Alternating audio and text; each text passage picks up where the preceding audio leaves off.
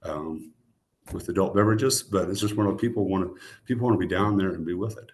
So again, the challenge was, of course, we had to build this very large building on top of soft soil with a lot of infrastructure and hazardous waste underneath it. So what we did with the decision was to use micropiles. And so what they do is they actually drilled through the everything and drilled all the way down into bedrock. And then once they did that, then you install the rebar and the casing and the concrete. Now the concrete had to be specially designed for the hazardous conditions. And all the workers, they were, you can see they were in full protection gear from head to toe. And all the material had to be tested and containerized, and so all the water that was used for the drilling operation, that all had to be reused, tested, and then most of it was we were able to just dispose of it at the wastewater treatment plant. But again, a very challenging construction, very challenging design, and also under construction to make sure that we kept track of everything, monitored it all, had all the load tickets, and so we knew exactly what happened on every piece of water that was out there. And so this is looking at that Kiewit Luminarium from the south. And you can see they have really large exhibits in there. And so this is what they call the boardwalk. Now you notice the furniture in front of that. There's all this furniture that's out there, and we've not had any of it walk off. Again, there's not been a problem with graffiti or other activities down there. So none of this furniture has disappeared. And so that's when, again, the public really embraced this park as being theirs, and they take care of it. And so you don't see a lot of trash. You don't see you don't have problems with vandalism, with things like that. It's just a very unique situation. And again, that's one thing with the engineering that brought this to life, and that's where these type of projects where you could point back and go, wow, we did that. So this is the luminarium. This is up from the flood wall side. You can see the flood wall in front of it that was not covered up. We added you see the bleachers so people can sit there and they can look out at the river. Again, a very, very positive features. So the project timeline, again, we started the planning back in 2016. We closed Gene Leahy Mall for construction in 2016. And then closed the other two parks. Then we reopened Gene Leahy Mall July 1st of 2022. And then we reopened Heartland of America Park and Lewis and Clark Landing in about August, I think it was like August 18th of 2023. So with that, that's the end of the presentation, and I'll be happy to take any questions. Chris, that was fantastic. That was fantastic. We got a lot of folks that have given a lot of questions in the chat and online. Maybe what I'll ask you to do is if we stop the screen share, because then they'll be able to see us a little bit bigger. So that's fantastic. I've got a few questions. So we're going to do a little bit of moderated. So what I normally do is I kind of read through kind of all of them so your mind can be kind of percolating, and then we'll kind of come back and knock them off. Does that work for you, my friend? Sure. Awesome. Fantastic. So I kind of put these, I kind of, lumped them up and organized them together. There were what I would consider some kind of, detailed technical questions, particularly on the build, like why do a fill by trucks rather than barge? Why did you have a limit on the pavers? Why not use something else? Were they permeable? You talked about all the flora and fauna you were dealing with, but were you worried that a good act might suddenly turn into, hey, we found this endangered thing? So lots of questions around the relationship between stormwater, the loss of the lagoon, how does that impact it? And then, it would a major flood event, all this wonderful stuff that's incorporated with the flood wall, how will that play out? So there's some questions there. There was a question around the idea that it seemed like multi-use really emerged as a theme here. And so a little bit about trying to understand, is this considered a destination or is this integrated with a walkable downtown? So what's kind of the commercial residential that's around there, and how did you balance those?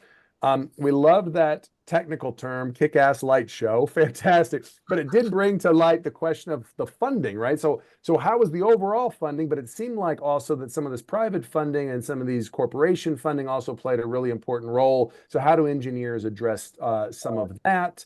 There was this talk about in the timeline.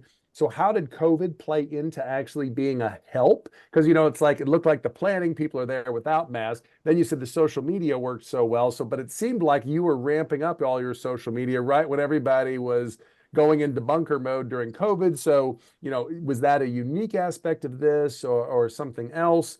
And then one question was, kind of like why lead and vision? What, like why do it that way? And then some of the details, right? Like you had an area that was already all the dirt been taken out, so then you dump all the dirt back in, and then you're talking about projects where there's stuff at light at night, and nobody was saying it's not sustainable. They're just trying to get their minds around the different pieces.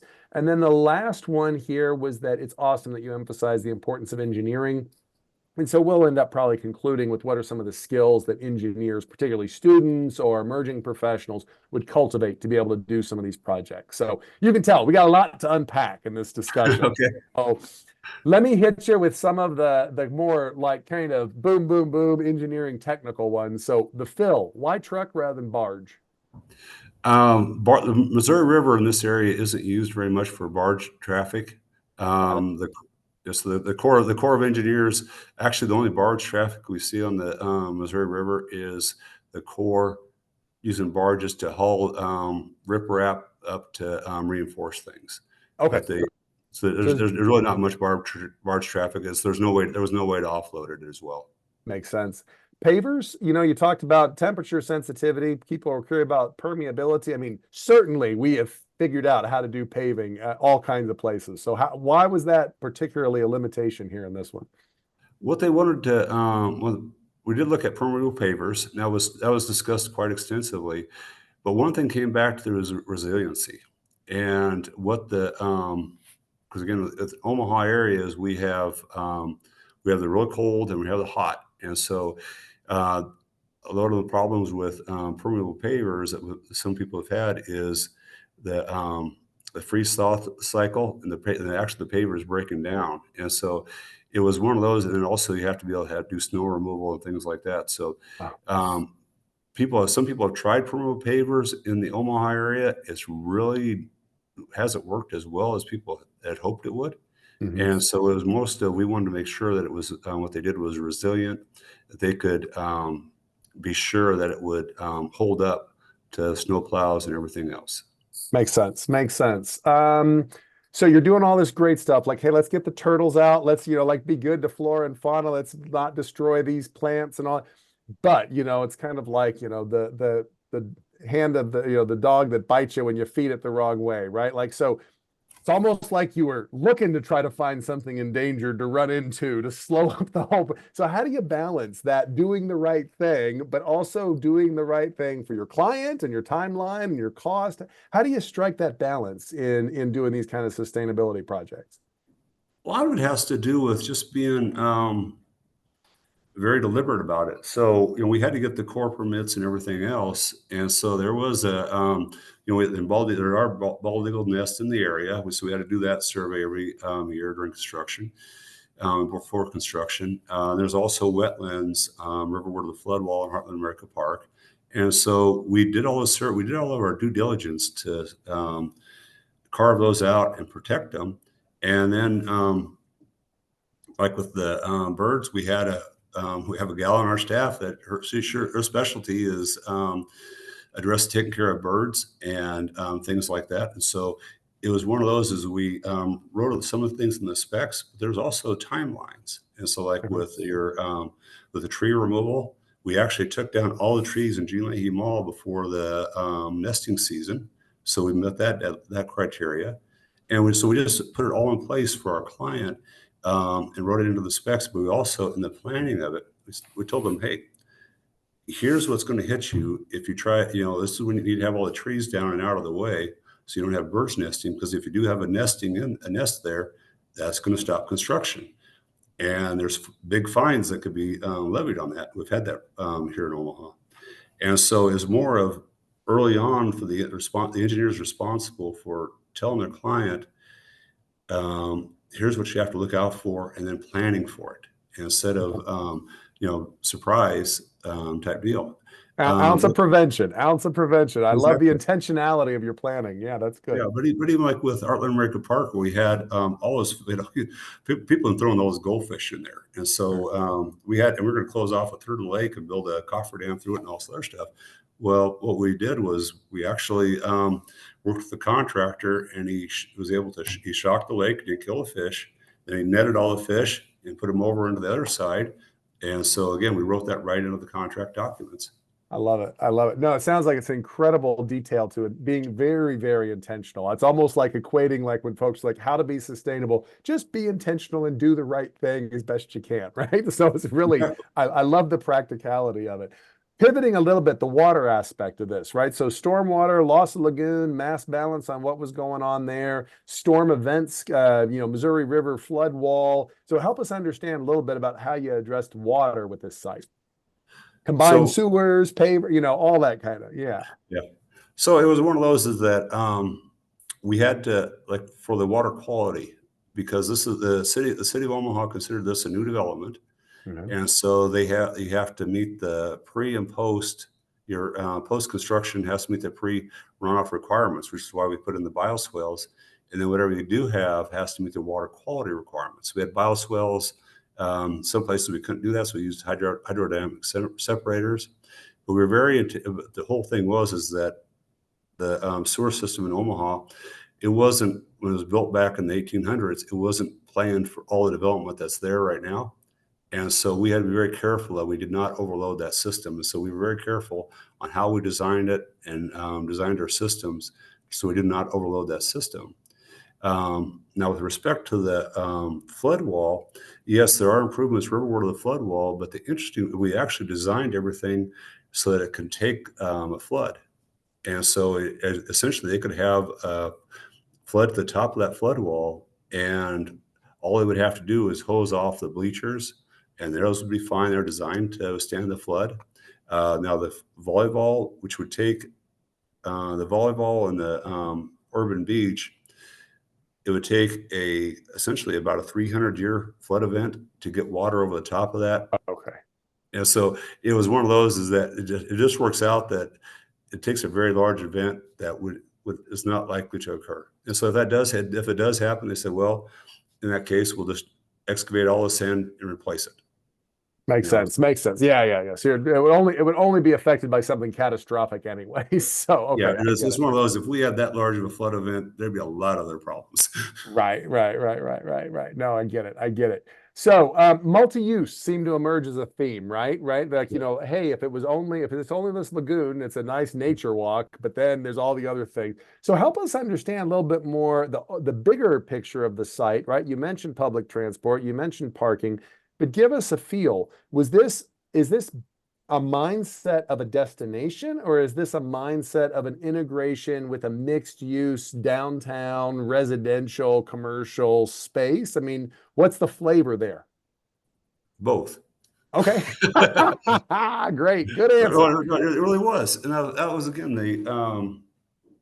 it all come down to activation. And so with the previous three parks, there was no activation. And so what Mecca does is that they're responsible for scheduling the concerts. And then they also have stuff going on all the time. They'll have dog training classes. It's Wednesday. I guarantee you they have a camel down there. So you have a hump day. You can ride a camel. Right. And so there's just a lot of different activities. And the idea being is that there's a lot of condos. The old office buildings downtown are being converted into apartments and condos and things like that. So there's a lot more people moving downtown, and that's common to a lot of communities where, especially the younger generation, they don't want to have cars. Mm-hmm. They don't want to have lawns and all this other stuff on and mowing on Saturdays. They want to be able to be where the action is, which is downtown. And so we wanted to set it up so that that people that live downtown, that they could be down there. But then we also wanted to be a destination for everybody. And so we were very intentional about when we were doing our public outreach at the start of the project, we were out talking to people, we talked to people from all different parts of Omaha.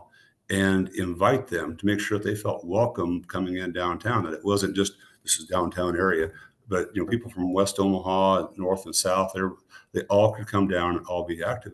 But they also wanted it to be a regional destination where people would come. Like that playground is a really big hit in Lewis and Clark Landing, where people they'd come from literally from miles around just to bring their kids to play there. Awesome. And that, again, the whole idea is to activate that downtown. And we already had like I said, we already had the entertainment districts on each side of it. You got the Charles Schwab Field, the College World Series, you got the Convention Center. So you already had all this stuff going on. And what was missing was the park. Yeah, and that's what we needed.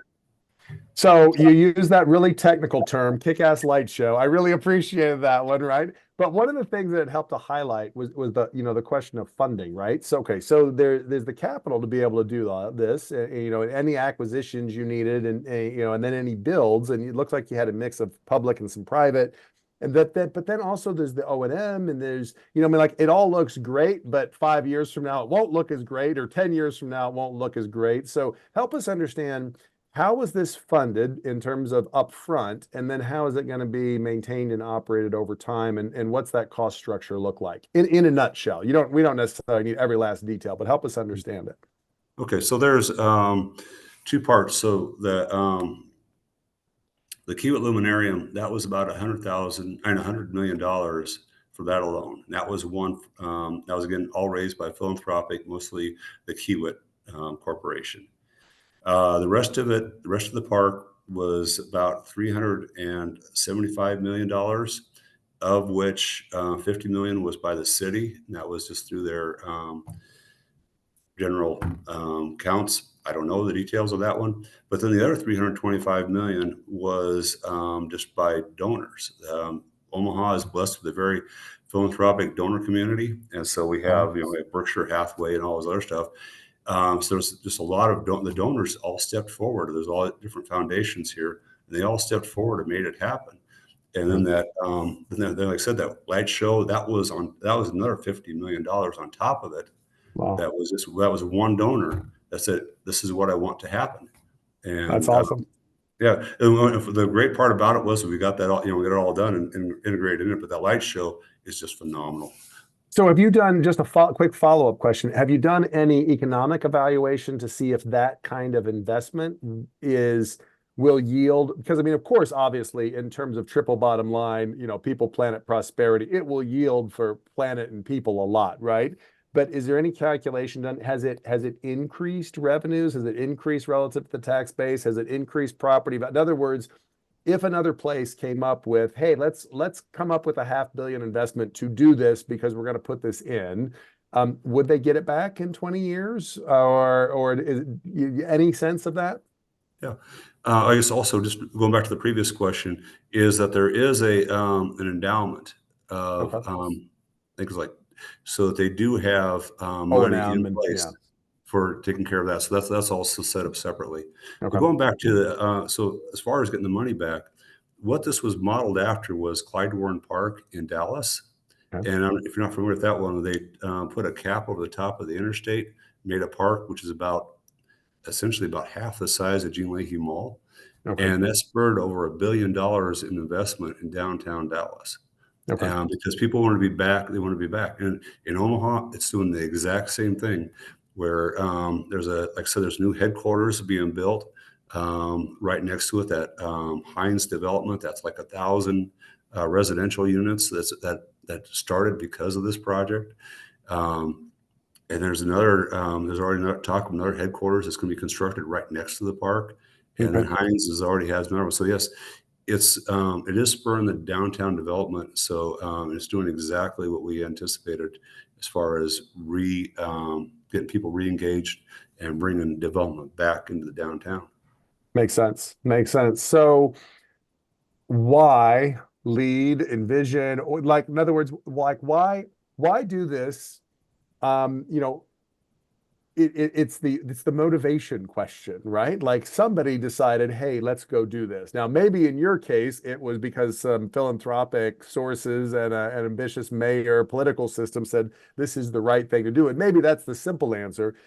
but there is that why, right? Because many of us are living in different communities across the country and around the world and sitting here wondering like, well, how do we can do the engineering work, but how do we get the political, financial, philanthropic, economic part together with it? So help us understand the why here and how we might translate that to our own work. The why is just our society right now. Is because people are very conscious of the environment, with climate change and everything else. And so people are very attuned to that. And so that was one of those, is that if we would have, we could have just done it the way we normally done it, and we would have been fine. But having that envision rating and just showing people that, hey, what we're doing it right. And, that like going with LED lights and making sure that we had, we're looked at the dark sky thing, is we want to make sure that we were doing it right, because there's always going to be naysayers on every project. There's always naysayers. And some people will say, well, you can fix my streets instead. I heard of that a lot during construction. But I can imagine. but it was one of those, is what they wanted to do is okay, you're always going to have those.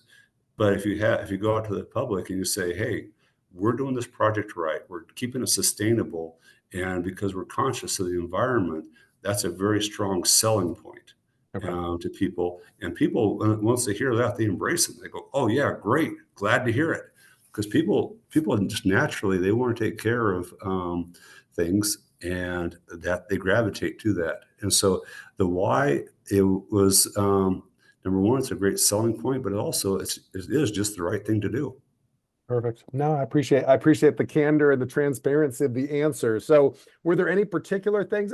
Folks had asked about the light, but I think it seems like that you've done the studies to address that. From a life cycle perspective, right? So all this fill's been taken out, all this fill's being put back in. There was a lagoon. It was probably not originally a lagoon. It's probably dug out to be a lagoon. Now it's filled back in to not be a lagoon. It's great that you're like, well, let's integrate the flood wall. Let's use this kind of styrofoam material and pave over top and all. So it sounds, really innovative. Is there any, I mean, certainly Envision's got its approach, right? But was there any way that integrated this together kind of like across the whole? Or were all of these kind of like, hey, we did a good decision here, we did a good decision here, and then the net aggregate is a bunch of good decisions? Or was it, or how are we intentional in planning to address that why, so that we get all the good decisions across all the project pieces?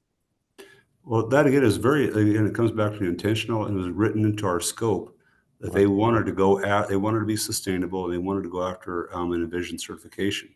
Okay. And so what we had was, we have a gal on our staff that, well, actually there was a team, but they were responsible right from the get-go. So they would be in our meetings and saying, okay, here's the credits that we're going to go after. And so here's what we need from design firm. Here's what we need from the construction firm. And so that way everybody knew up front, here's what's needed to have that documentation in place. And so we were looking at it. We looked at the whole picture, the whole project all as one unit, and figuring out how we make that all sustainable, and then have all the documentation in place as well. Fantastic.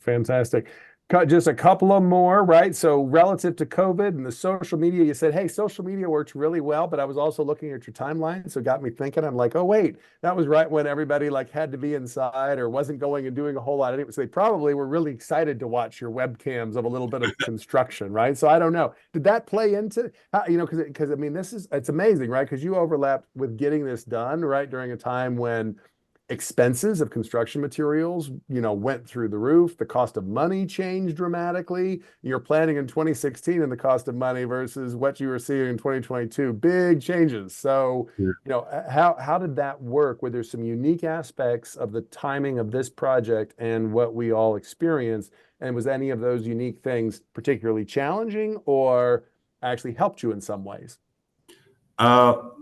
Well, it helped in one way was when we were doing all the hauling in the dirt during 2020, there wasn't a lot of traffic anymore.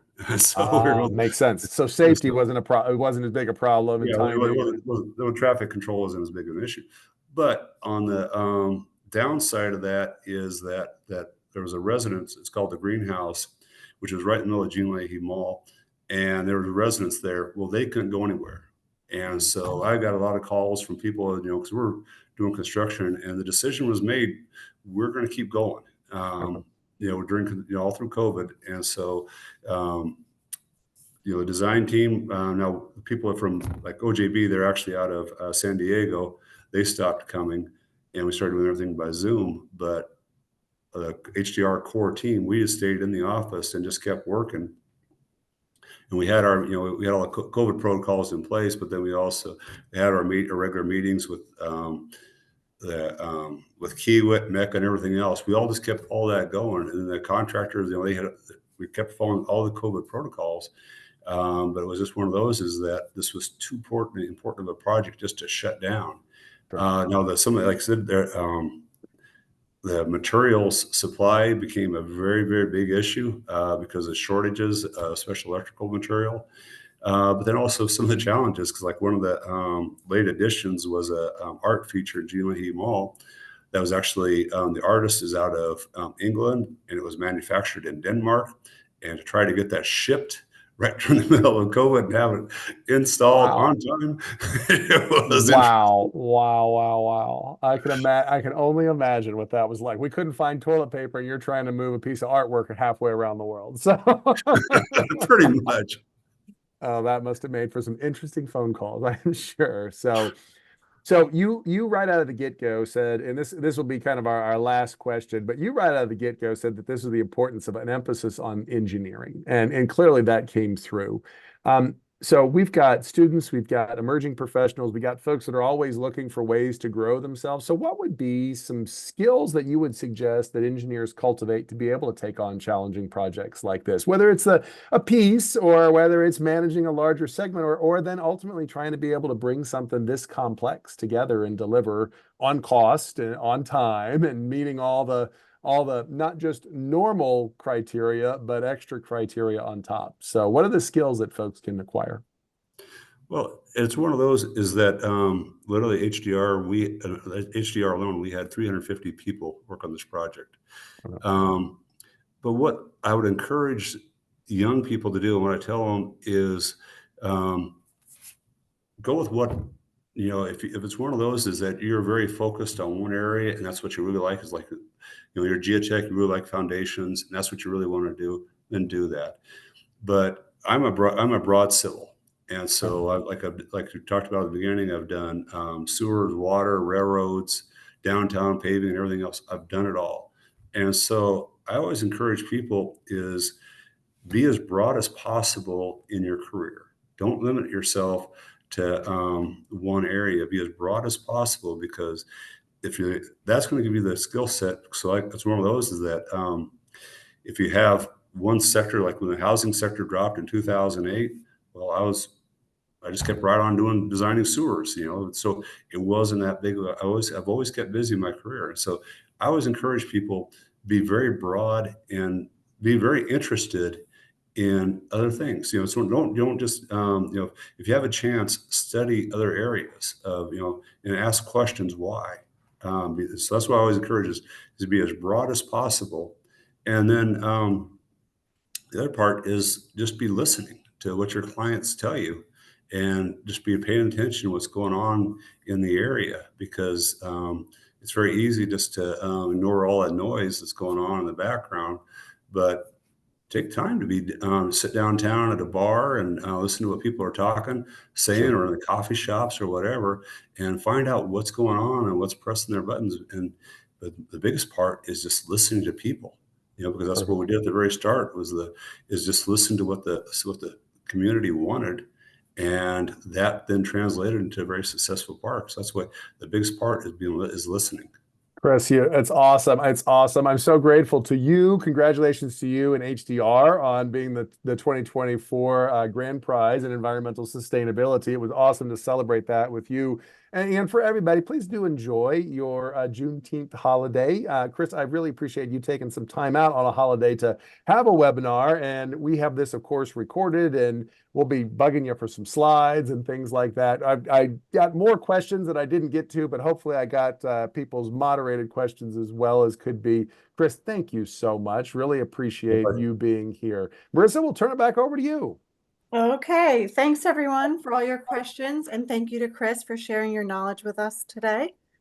We have several webinars planned in the near future, so you can go to aaees.org/events and you can reserve your spot there. Just a reminder, if you're not yet a member and you're considering joining the Academy, please email me and we can discuss our membership options. Last but not least, our PDH certificates for this event will be sent out sometime this week. That's all for now. We enjoyed being with you all today. Thank you so much and have a great day. Thank you.